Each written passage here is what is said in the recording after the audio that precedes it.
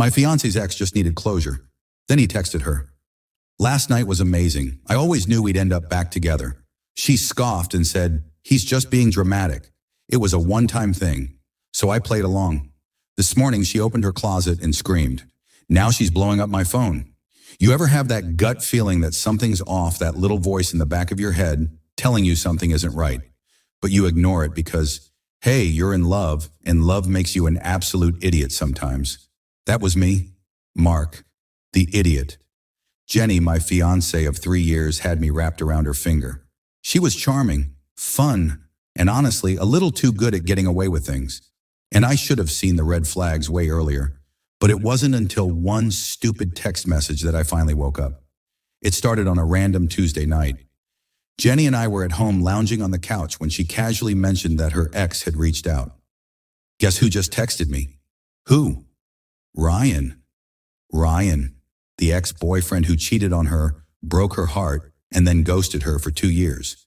Yeah, that guy. He says he just wants closure. He's been thinking about me a lot.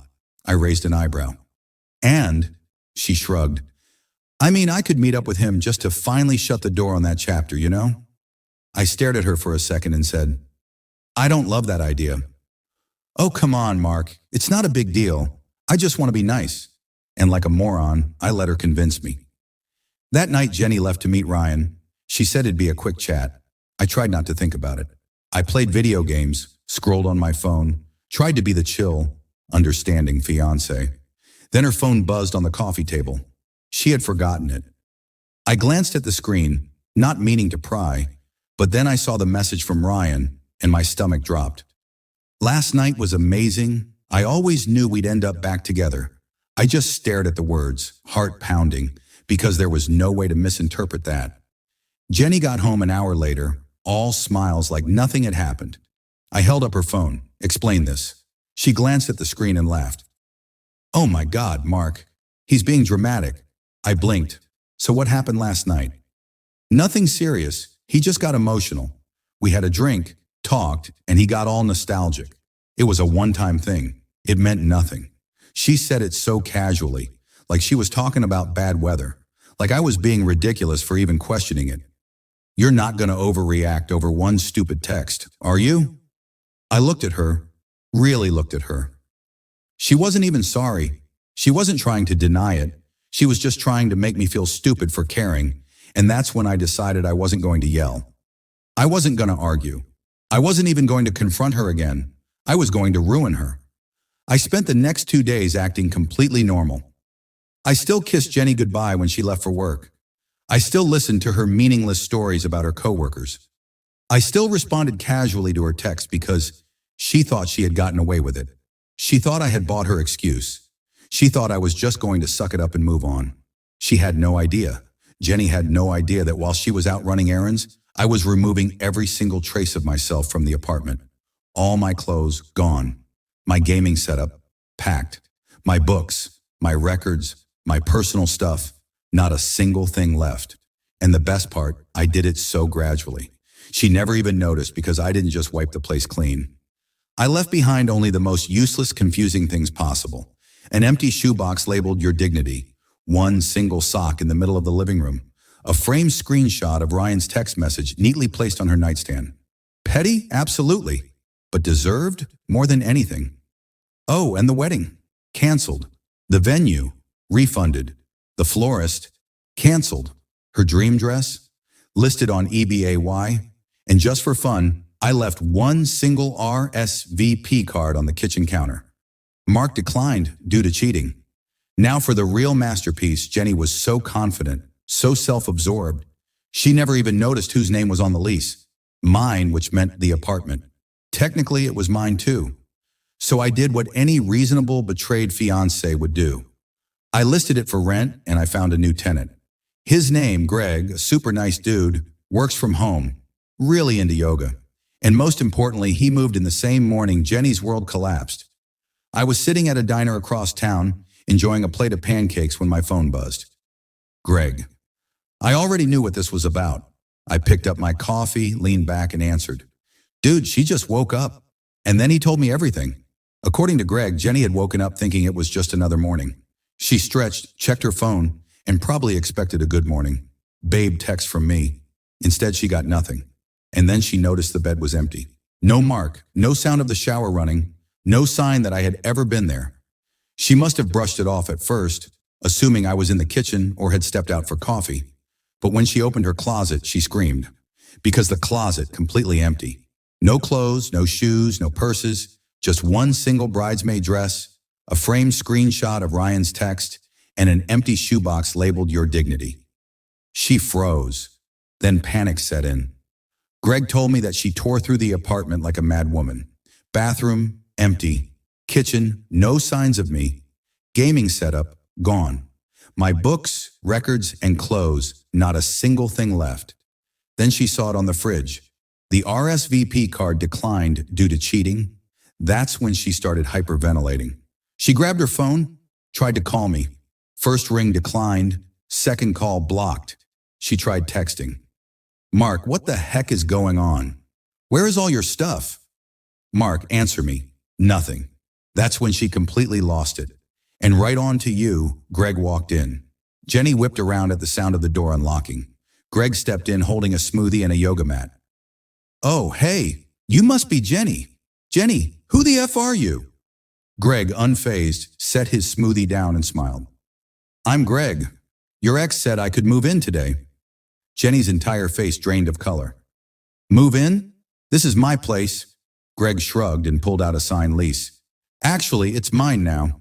She ripped the paper out of his hands, like reading it like it was written in another language. Her brain was struggling to catch up. Then Greg nodded toward the fridge. "Oh, by the way, Mark left you a message." Jenny turned. There, stuck to the fridge with a bright pink sticky note, were my final words to her. "Relax. It was just a one-time thing." Jenny absolutely lost it. I was halfway through my lunch when my phone buzzed. "Greg." I smirked already, knowing this was going to be good. I picked up, and the moment I said, "What's up?" Greg burst into laughter. "Dude, she's begging." I leaned back in my chair, biting into my burger. "Oh, already?" "Yep. She's standing in the living room, pouting like a kid who just lost her ice cream." "What's she saying?" Greg mocking. "Please, I just need a place to stay until I find something else." Mark is being so unfair. I nearly choked on my fries. This was going exactly as planned. Jenny had no money, no fiancé, no apartment, and no friends left who wanted to deal with her. So when she saw Greg, she had no choice but to beg. She tried to play it cool at first. "Greg, you seem like a nice guy. I just need to crash here for a few days until I figure things out." Greg, being the absolute bro that he is, pretended to hesitate. "I mean, I guess, but there's a few conditions." Jenny immediately nodded. "Oh, of course, anything. First rule, your stuff stays outside." She blinked. "What?" Greg gestured toward her neatly packed suitcases sitting on the curb. "Yeah, I like to keep the energy inside clean.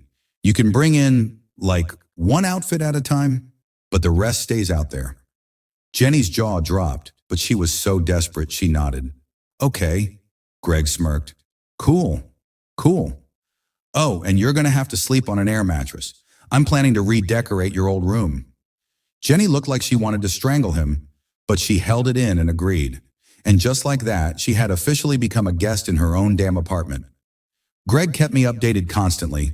Jenny tried to act normal. She kept saying, "I'll only be here a few days," like a mantra. Her stuff got rained on. She begged Greg to let her move inside.